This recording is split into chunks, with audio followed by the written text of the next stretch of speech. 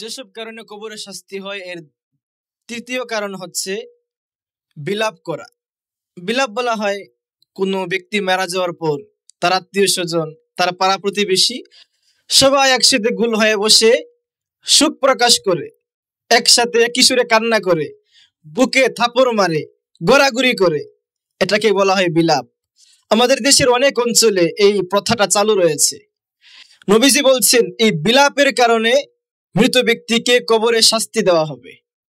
এক হাদিসে আছে নবীজি বলছেন যে জীবিত ব্যক্তির কান্নার দরুন মৃত ব্যক্তিকে কবরে শাস্তি দেওয়া হয়, তাহলে আমার কান্নার দরুন, আমার অন্যায়ের দরুন তাকে যদি শাস্তি দেওয়া হয়, আমি তার উপকার করেছি নাকি তার ক্ষতি করেছি?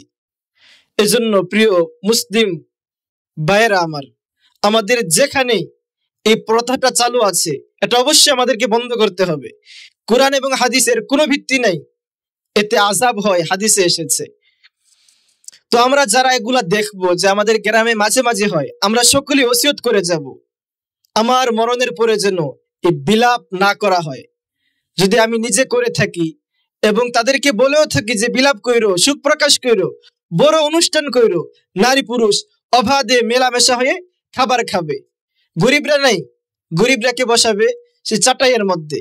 আর মরণের পর যে একটা অনুষ্ঠান করা হয়, বড় বড় ধনী মানুষ, সর্দার মাতবর সবাইকে বসাবে চেয়ারের গোল টেবিলে, তাহলে এটা কি সুন্নত সম্মত হলো? গরিবদেরকে জুলুম করা হচ্ছে, আর নিজেরাই সে অবাধ মেলামেশা করে নারী পুরুষ গুনাহ কামাই করছে। এজন্য এগুলো অবশ্যই আমরা করব না। বিলাপ কোনোভাবেই করা যাবে না। বিলাপ যদি করি কবরে শাস্তি হবে। আম্মা জান আয়েশা রাদিয়াল্লাহু আনহা বলছেন, আল্লাহর নবী সাল্লাল্লাহু আলাইহি ওয়াসাল্লাম এক মহিলার কবরের পাশ দিয়ে যাচ্ছিলেন, আর ওই সময় মহিলার আত্মীয় স্বজন কবরের পাশে কান্নাকাটি করছিল। তো নবীজি বলছেন ওরা ওর জন্য কান্না করছে আর ওদিকে কবরে তাকে শাস্তি দেওয়া হচ্ছে। কান্নার কারণে কবরে শাস্তি হয়, কেঁদে কি লাভ? কান্না করে কি লাভ? বিলাপ করে কি লাভ? যদি কাঁদতে হয়, দয়া হয়, আল্লাহর কাছে বলুন, আল্লাহর কাছে মাফ চান। নিজের বাবা মা দাদা দাদি যারাই মারা যাবে, মারা যাওয়ার পর তো তাকে কোনোভাবেই ফিরানো যাবে না, সান্ত্বনাও দেওয়া যাবে না। সান্ত্বনা যদি দিতে চায় সেটা দেবে আল্লাহ, মুক্তি যদি দিতে চায় সেটা আল্লাহ দেবে। তাই আমার আপনার কাজ হচ্ছে তাদের জন্য দোয়া করা। মৃদু সুরে কান্না আসতে পারে, কিন্তু উচ্চ সুরে কান্নাকাটি না করা। তো আমরা এই বিলাপ করব না। যখনই মারা যাবে যত দ্রুত সম্ভব, যত তাড়াতাড়ি সম্ভব তার জন্য জানাজার ব্যবস্থা করতে হবে। হাদিসের নির্দেশ, আসরিউ বিল জিনাজা, তোমরা দ্রুত জানাজার ব্যবস্থা করো, এটা প্রথম কাজ।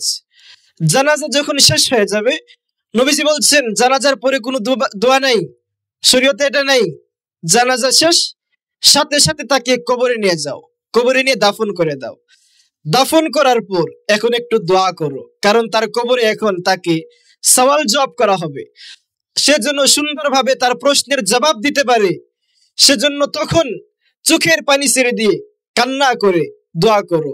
হতে পারে তোমার দোয়ার কারণে তার কবরে প্রশ্নের জবাব সহজ হয়ে যাবে। এজন্য বিলাপ এটা আমরা কিছুতেই করব না। এবং উচ্চস্বরে কান্নাকাটি, যেটা মহিলাদের মধ্যে বেশি দেখা যায়। আপনার কণ্ঠের সুর, এটাও তো একটা পর্দা। পরপুরুষের সামনে এটা উন্মুক্ত করতে পারবেন না, এটা গোপন রাখতে হবে। এজন্য উচ্চ সুরে কান্নাকাটি করবেনই না। কান্না আসতে পারে, বিপদ মুসিবত আসতে পারে, তখন আপনি কান্না করলেও নিচু সুরে কান্না করবেন। আমি এক জায়গায় দেখেছি, মসজিদের পাশে এক মহিলা খুব জোরে কান্না করছে। এভাবে কান্নার ধরনটা ছিল যে আমার কলিজা নিয়ে গেল, কলিজা ছিঁড়ে গেল। তো আমি দূর দিয়ে গেলাম যে কি হইলো, দেখি যে তার কোলে একটা ছোট্ট বাচ্চা অসুস্থ, ওইটাকে কোলে নিয়ে সে জুড়ে জুড়ে কান্না শুরু করে দিছে, তাও মসজিদের পাশে। তো কান্না করলে কি লাভ? উচ্চ সুরে যে আপনি কান্নাকাটি করলেন, হা হুতাশ করলেন, কি লাভ হবে? আল্লাহর কাছে বলবেন। কোনোভাবেই উচ্চ সুরে কান্নাকাটি করবেন না, মৃদু সুরে কান্নাকাটি করবেন। আর যেটা বেশি ভালো সেটাই করবেন।